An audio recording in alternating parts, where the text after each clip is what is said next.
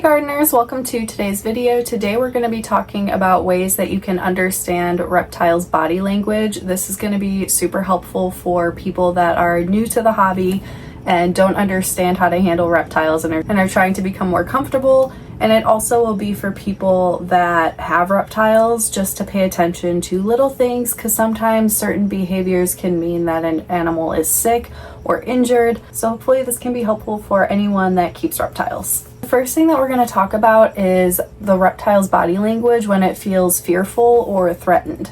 I'm going to break all of them down into like a snake category, a lizard category, and turtles and tortoises, because they all are very different, so they need their own little section. So starting off with snakes, in order to tell that a snake feels threatened or fearful, their body language is a huge indicator of those feelings. And some of the things that a snake will do is that it will coil up into a ball, especially if it's a ball python. But even if it's another species, they can also just tense up and try to make themselves a little bit smaller or even larger in some cases.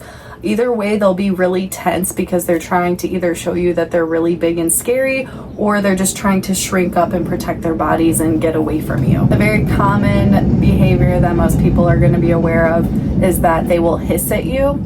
I have actually never come across any of my snakes hissing before, but if an animal feels fearful enough, that is something that they will do. It is like an instinctual thing that will make predators back off because it's scary sounding, especially to a person. Whenever a person hears a hiss come from any animal, it's just like ingrained in our DNA to be a little bit fearful of it.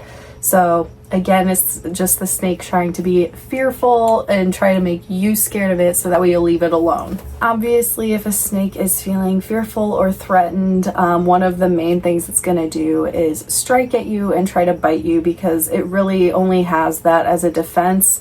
They're pretty much just a noodle, but they have teeth in their mouth that are sharp, so they absolutely have to use it if it's life or death. They feel scared enough, that's absolutely something that they may have to do just to protect themselves.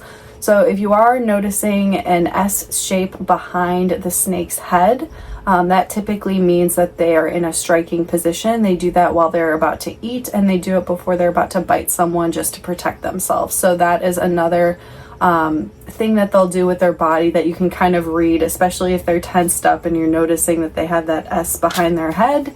That means that they're most likely about to try to bite. Another thing that isn't so common, but it does happen with especially colubrids and obviously a rattlesnake, is that they will shake their tail. The rattlesnake is notorious for doing this because it has the rattle at the end and it's supposed to make the predator go away and feel scared of it. But some colubrids do this as well. And another thing that it could be doing is basically creating a distraction for the predator. So it will shake its tail and wag it around. That way, if we're looking at that as the focal point, it could try to get away. So, or it may just strike at you. But these are all just really fearful behaviors that a snake will demonstrate when it feels scared or threatened. Next, we're going to talk about how lizards behave when they feel they're threatened. So they're very similar to snakes, although they are faster. So probably like 8 times out of 10, depending on the species and the situation, a lizard, if it feels scared, it is just mainly going to run away and try to get away from you as fast as possible.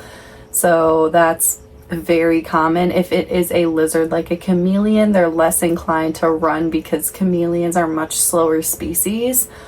So there are other things that they will do besides running away, so we're gonna jump into those. Another thing that a lizard can do if it is feeling threatened or fearful, especially if it's cornered and it doesn't really have anywhere else to go, is tail whipping. So this is something that iguanas are known to do, especially when they are like sassy juveniles, or even a sassy adult, which has a much larger tail and can be much more scary. But they will whip their tail at people, and that can really, really hurt and cause a lot of damage. So that is something that they can do. Another thing that they'll do is the obvious one, which is biting you. If they feel threatened or fearful enough for their life, that's something that they will do to try to protect themselves. Some lizards will also hiss. I'm pretty sure all reptiles have the ability to hiss, although it's not very common. Like certain species of I don't know. Like, you wouldn't expect a leopard gecko to hiss, but they can. If they're scared enough, they will do it. They're also very vocal as babies. Another thing that they might do is mouth gape, basically meaning that they're just opening their mouth. This could be them basically warning you that they will bite you if you approach them. And yeah, they're also just trying to seem bigger and scarier to try and scare you away. Another thing that can happen when a lizard feels really scared is their color can change. It does depend on the species. This would be something very common for like a chameleon that can't really run away. So they're more likely to hiss at you or try to bite you, but they will also change color. And with any type of lizard, if they're feeling stress, they will get a little bit darker in coloration. So that darker coloring is a sign that they are stressed out, they are not happy, and they're feeling threatened. So yeah, those are just some indicators of a fearful lizard. And then last, we're going to talk about turtles and tortoises, how they react if they feel threatened. I feel like this is a very obvious one, but for turtles and tortoises, if they feel threatened, they will just basically recline back into their shell to protect themselves. Their head and their legs and their tail can be vulnerable, and they're just squishy little things. They don't really have much of a defense. So going into the shell is a perfect way to protect themselves. And it's very obviously known for any person that knows what a turtle is, that we know that they do this behavior. But some other things that they may do is they will hiss as well if they feel really threatened. They may try to bite, especially if it is a snapping turtle or even a softshell turtle. They are known to be pretty snappy. And it's also because they're just extra vulnerable. Snapping turtles are known to be especially feisty, but they have a lot of meat. They cannot fully retract into their shell. So because they aren't able to fully protect themselves in that way, that leads them to biting more. So that's why they're called the snapping turtle, and they have a really sharp beak and do a lot of damage. So yeah. Another thing that turtles, especially turtles, not so much tortoises, will do is run away. And people may not be aware, but turtles that are pond turtles and aquatic are very, very fast, especially if they are near water. If they are basking on a log, they will jump right into the water and they will swim away super fast. But even if they are on land, they actually can run fast. The tortoises, on the other hand, are very slow moving, so they aren't really going to be running away from you. They most likely will just go into their shell and hope that you leave them alone, but there isn't really much else that they can do to protect themselves. Another thing that honestly all of these reptiles can do if they feel really threatened, especially if you are handling them and they don't know what else to do and they are just terrified, is they will all just pee. So this happens with turtles, tortoises, lizards, and snakes. So beware of that as well. So those are all of the behaviors for reptiles that are very fearful or feeling threatened. And if you are noticing that your reptile is doing a lot of these behaviors, it's important to just be very patient with them and try to work on building trust so that way they aren't so stressed out around you all the time. Using food and trying to hand feed slowly over time will make your reptile start to see you as more of a food source rather than a threat, and that can really lower those stress levels for your reptile. But if you are noticing those behaviors, that's just a sign and an indicator that your reptile is very stressed, and the main goal with keeping reptiles is to try to reduce the stress as much as possible because it can be very bad for their health. Now we're going to talk about reptiles' behaviors when they are relaxed or at ease and ways that you can tell. So a snake that is feeling at ease and calm will come out in the enclosure, will explore, will show curiosity. It won't be tensed up. It will be tongue flicking and just moving and roaming through the enclosure. And it's the same exact thing for when you're handling a snake as well. A snake that's fearful, like a ball python, will just sit in a ball and not want to come out, or they still feel scared, they might be striking at you. But a snake that is comfortable and trusting will come out of a ball, will explore, will look around, will climb on you. And those are good behaviors for a snake, showing that they are calm and relaxed and at ease. So those are the behaviors that you want to see with a snake. So a lizard that is calm and relaxed and at ease will not be running away from you, because that is the number one thing that they're most likely going to do when they feel scared. So if they're feeling comfortable with you, another really good sign is if they are comfortable enough to eat food in front of you. That is a really good sign that they aren't feeling stressed, because if they feel very stressed or threatened, they are not going to be eating in that moment. But if they're able to eat and have you near them as they do it, that is a really good sign that they are feeling at ease and comfortable. If your lizard even comes near you and shows curiosity towards you, that is another really good sign. You may have to move very slowly if you want to initiate handling. They can get spooked and run away. But what you want to see is them coming towards you and showing curiosity, even if it is just because they know you're a food source and they know they get food from you, so they want to go near you for the food. That's literally the best thing when you're looking for keeping reptiles. That's what you want, them coming to you, even if it is just for food.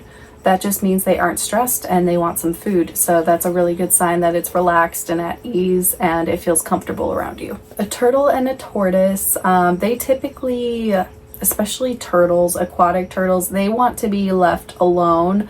But if they are swimming and acting normally in their enclosure, they're comfortable out basking near you, that is a really good sign that they are at ease and they are not feeling stressed in that moment. Again, it is possible if you approach them too quickly, they may get spooked and try to run away from you, but you will notice over time when they don't do that as much, that means that they're more at ease, they're more relaxed, and they're more comfortable with you. And same thing for a tortoise, it would mean that it's coming near you, because tortoises learn very quickly, I mean turtles too, that you are a food source. So instead of just constantly being in their shell, they will most likely be coming to you pretty quickly and realize that you're the one that's providing food. So any turtle or tortoise that has their head out is coming near you just shows that it's relaxed, at ease, especially if it's going to eat in front of you. It shows that it's not stressed in that moment and it's very comfortable. And then the last thing we're going to talk about are behaviors that all of these reptiles show when they may possibly be sick. So a snake that is sick would most likely, the number one thing that you'll notice is that they will not eat. Some snakes, like ball pythons, are known to go on feeding strikes that may last a couple of months, but most other species, they're going to eat whenever they can. If you notice any new type of behavior, like your reptile used to eat a lot and now all of a sudden it isn't, that's something to pay attention to. Pretty much any new behavior that your reptile shows you is something to pay attention to. But a number one sign that a snake is sick is that it's just simply not eating. Another thing could be that it's lethargic, it's not as active as it used to be. Another thing is that it is constantly soaking in the water bowl. This could mean that it potentially has mites and it's trying to drown the mites in the water bowl. Another thing could be bad sheds. This could be a humidity thing, but it could mean that there is some type of health issue with your snake as well. Another one is mouth gaping. If you notice your snake just has its mouth open all of the time, it could mean that it has a respiratory infection and it isn't able to properly breathe. Another one is stargazing. This is pretty much when your snake, it just lifts its head up and it looks like it's looking up at the stars. If it's doing that for a pretty long period of time, that is not something you want to see. There could be something wrong with the snake. I think that type of behavior is linked to like a neurological type issue, so it's something to pay attention to. And then another neurological issue would be having a wobble. For a snake, the wobble means that it just has a really hard time hunting its food. This happens quite frequently with certain ball python morphs, like the spider ball python. Forget what it's called, but they basically have like a really bad sense of balance and their head will end up going upside down and they just look really lost and wobbly. So that's why it's called the wobble behavior. And unfortunately, there isn't anything to do to fix that. It's just something that happens with those types of morphs. And it's unfortunate because it makes it really hard for them to hunt. It depends on the severity of the wobble. Some of them have it much worse than others, so it is something to pay attention to, but unfortunately it's not something that you can fix. You just got to make sure that your snake is still eating properly and able to get the food, especially if it has a really bad wobble. So those are some of the weird snake behaviors to pay attention to. And again, if you notice anything new and out of the ordinary that your snake is doing, that's just something to pay attention to, because it could be an indicator that there's something wrong internally. Next up, we're going to talk about behaviors that lizards will exhibit when they're sick. The number one thing with lizards is lethargy is very easy to tell with lizards, especially if they're active during the day and then you're noticing that they are not. And it could be a number of reasons. It could be brumation, like it's colder in the winter, so reptiles will just slow down during that time. They may not eat as much, but it could also be an indicator that your reptile is sick, especially if it's not eating, if it seems very lethargic, it's very inactive. Those are signs that you don't want to see with a lizard. Other things that could be bad with lizards are having really bad, weird, liquidy poops. Not something you want to see. It could mean that they have an internal parasite. If your lizard isn't able to climb or move properly, it could be a health concern. Not only could it be like a broken digit or a foot or something. I've experienced a really weird thing with my chameleon. He wasn't able to grip branches properly anymore, and that was a sign that he was having kidney issues. So it can be very weird. That's why it's so important to pay attention, because when I noticed that, I was like, oh, that's weird, he's not gripping with that foot, and it was actually a sign of a really bad health issue. So that's why paying attention to like little behaviors is so important. And then another thing with reptiles is they can change color, especially for a chameleon. They will change colors when they're sick. It's weird with chameleons. They can get either really dark when they're sick, or they can actually lighten up and be almost like pastel. And those are signs that it could potentially be sick, especially if it's accompanied by like lethargy, not climbing, and not eating. But for many other lizard species, if they're also lethargic and turning a darker color, you'll notice these things like that is not normal, and it could mean that your reptile is sick. For turtles and tortoises, another main one would be not eating. Eating is just the sign that your reptile is healthy and doing well across the board. And if your turtle or tortoise isn't eating anymore, it could mean that it's sick. It could have internal parasites or have some type of issue. They can also mouth gape if they are having a respiratory issue. They can also, when you hear them breathing, if you hear a whistle, that could also mean that there is a respiratory issue going on with your tortoise. It may mean that it's not getting a warm enough environment or enough humidity. And then for turtles and tortoises, it's also very important to pay attention to their shells. Make sure that everything looks completely healthy and normal. If you're noticing any type of abnormalities on the shell, it's important to see a vet just to make sure it's healthy. They can be susceptible to like funguses or bacterial issues on their shell. So if you do notice anything that seems a little strange, it's best to just see a vet. And with all of these things, when it comes to keeping reptiles and illnesses, they typically do not show signs of illness until it is almost too late. So that's why it's so important to pay attention to these behaviors. If you are noticing something new, the earlier you take them into the vet, the better. Because in the wild, these animals, they're not going to show signs of illness because they're trying to stay alive from predators. So unfortunately, it just makes our lives difficult while reptile keeping to try and make sure that they're healthy, because we could easily blow certain behaviors off and think it's not a big deal, and then the reptile ends up becoming very, very sick, and by the time we do take them to the vet, sometimes it's too late. So that's why these behaviors are really important to pay attention to, and they can be indicators that something is wrong. So if you guys can think of any others, I would love for you to leave it in the comment section. I hope that this video was helpful, and I will see you guys in the next one.